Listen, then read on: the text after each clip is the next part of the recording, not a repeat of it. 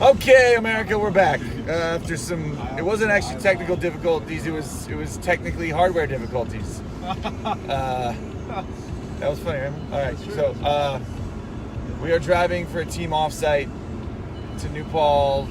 How do you say New Paltz? New Paltz. New Paltz, New York. One There's person. gonna be lakes and rivers and mountains and Andrew's house and his little kids, which are adorable. Andrew, how you feeling, man? I feel really good. I mean, anytime New Paltz is like a fun, beautiful, idyllic college town.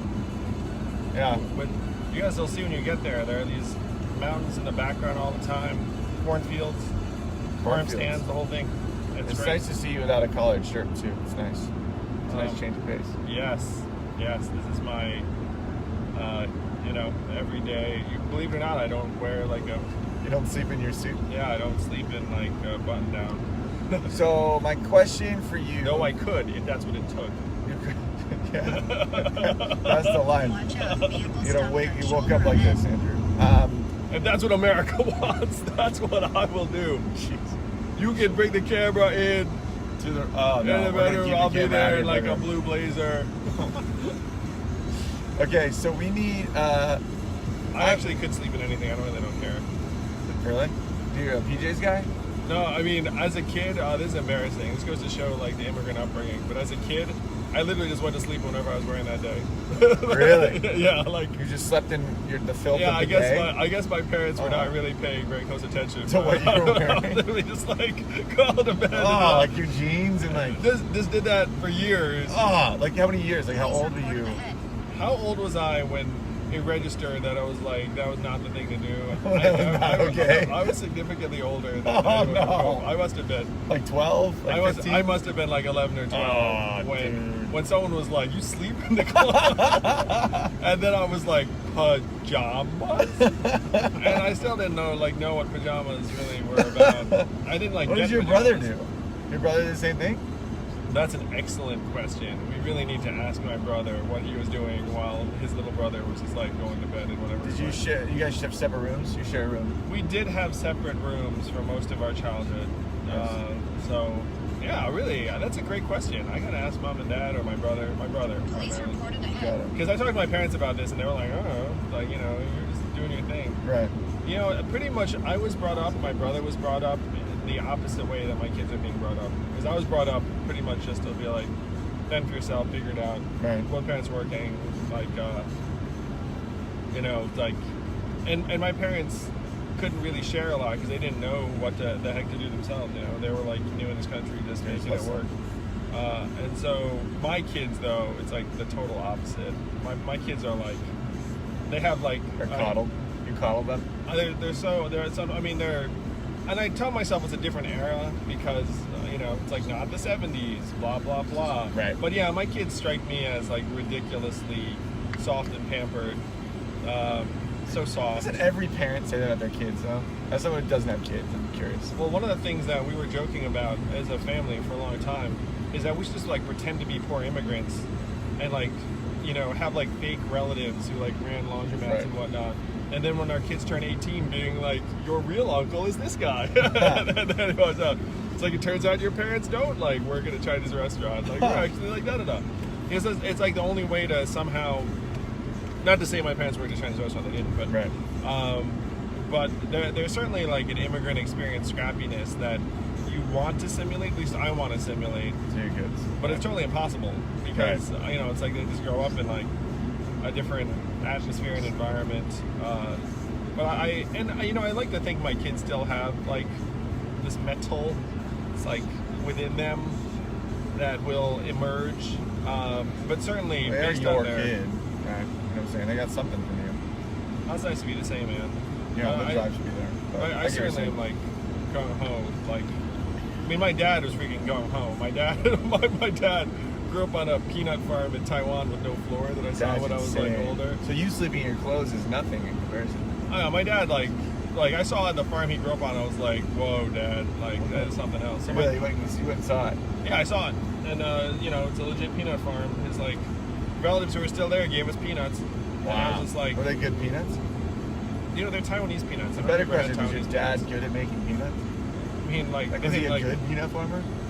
Like, his family was okay at farming peanuts. You know, it's like when I went there, they had relative success where their peanut farm had grown, and their house now has a floor. Wow.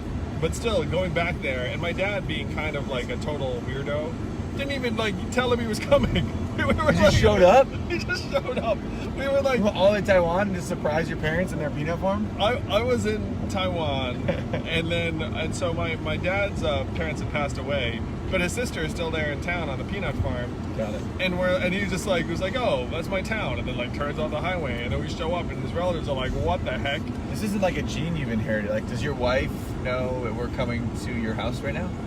Yes, she does. Okay. But I am prone to that sort of thing.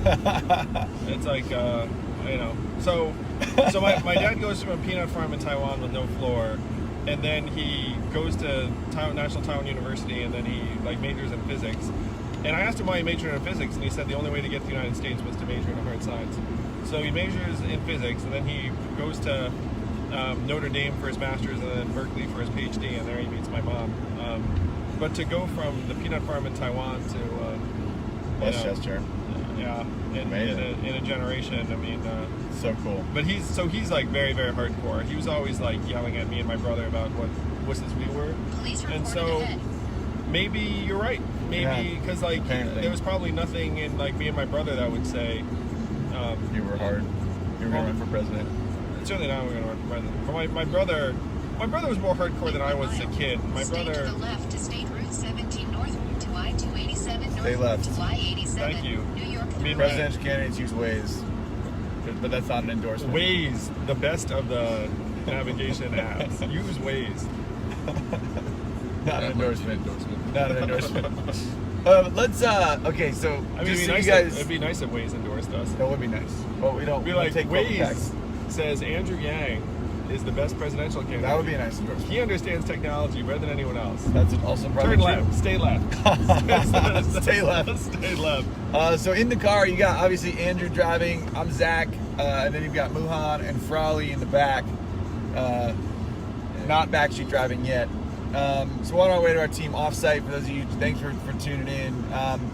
I think one thing I want to say to you, Andrew, is there are women on the team. We did not subject them to. There are women on the team. They just didn't stick them in the car. Just stick them in the car. For obvious bad. reasons. So you should know, Andrew Frawley is 6'5". Are you 6'5", Andrew? 6'4". 6'4", and this car is not that large. It's not. It's a Subaru. And It's not a big one. And Zach is 6'3". I'm almost 6'4", so it's pretty ugly here too. Yeah, we have He ain't 6'4". And this car is made with for the hair. This car is made for Asians. This car is made for Asians. I'm kidding. Muhan and Andrew are really comfortable. No, you're tall though. You're like 6 feet tall. Yeah, that's true. You know where you're going? Yeah. All right, so I got some likes on that one. So what we maybe we'll start with this. People are like, what are you doing in New Paltz for the campaign? We're just heading to the retreat, and the retreat's like I've got a house in New Paltz that we're going to spend some time working at, and there's like a local farm that we can have lunch at, and generally just have a delightful day in the country. Yeah, day in the country. I mean, it'll be fun. Plus, for me, it's like an excuse to spend more time with the family. So, you know, because the family's up there chilling. We're gonna be on the road a lot too, so this is good for everybody. All right, so one of the things I wanted to talk about, which I think is timely and interesting, is your Twitter call-outs regarding the lack. So I'm going to say this because many people watching may not be up to speed on this. But what I've learned from Andrew, who is a UFC MMA fighting fan, that MMA fighters in the UFC do not have a union, and they're paid like crap. Yes. And this woman fighter, Leslie, what's her last name? Smith. Leslie Smith, who's apparently just a badass and awesome, brought this up to UFC, and they essentially just said, shut up, and they fired her. Yeah, that's so that's like bad. the outside looking in what happened. And it goes all the way up, so the billionaire Dana White, is he a billionaire? So Leslie Smith then goes and says, hey, I got fired for trying to organize a union, which is illegal. And then the National Labor Relations Board says, yeah, that's right, that is illegal, it's a protected activity, they can't do that. And then Dana White literally goes to his friend, Donald Trump, and you can look it up, they are good friends, meets with him in the Oval Office, and then the National Labor Relations Board in DC like overrules the local and says, we'll take it from here, and then they bring it to DC and then they sit on it and do nothing, which is where we are right now.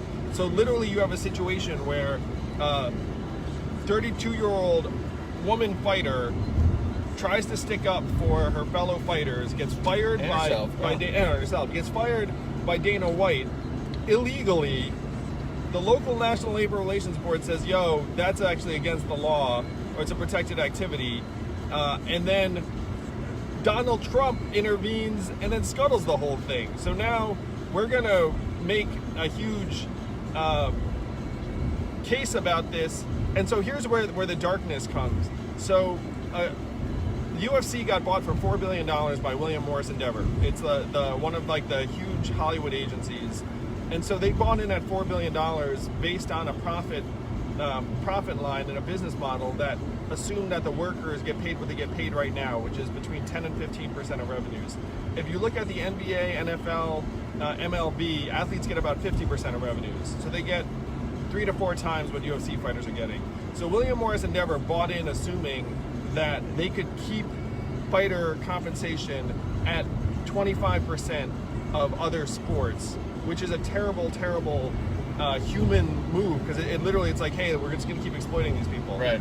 And then William Morris Endeavor went to their celebrity clients, which include Mark Wahlberg, Ben Affleck, Serena Williams, Venus Williams, and said, hey, buy some UFC stock at this valuation, you'll make money on it, and you'll go to some fights and it'll be great. And the celebrities don't realize that it's based upon a labor model that exploits these workers, including Leslie Smith, and they're in collusion with Donald Trump, because Trump is helping the UFC maintain this unfair labor model. So it's a human story, it's an economic story, it's really a sign of the times. But I'm doing an interview tomorrow, and we're going to beat the drum about this, and I actually now am in contact with like a very wealthy backer who feels the same way I do, that this is bullshit, and that we're going to support Leslie and then help her. Because if you look up Leslie Smith, you'll see she's like an awesome human being trying to do the right thing and has the makings of like a national symbol or hero. So we're going to make Leslie that national hero that she, and we're going to stick it to Dana White and Donald Trump, who are literally there just like exploiting these fighters who are risking their health and life and limb and getting paid $12,000 to fight. And they only fight like 2-3 times a year. And they have to pay their trainers and the rest of it. I mean, the whole thing is just crazy. Gosh. And meanwhile, Dana White is running around saying, "Oh, look, we're worth $7 billion now." Like, you're worth $7 billion in the backs of these fighters who are, doing all the work and taking all the risk and all that. Yeah, and then when they retire after very short careers, they're left with nothing. So, you know, we can do a whole lot better than that. If you get a union, then you can like quadruple the amount of money that the fighters make, and then also have them get retirement benefits. No, they need a union, and the challenge, I think, is it's not fair. They're not even getting to negotiate right now. She made like a step towards it and gets fired. Right. Yeah. Like and all the other fighters notice that, and they're like, "Whoa, don't even go near that." Yeah.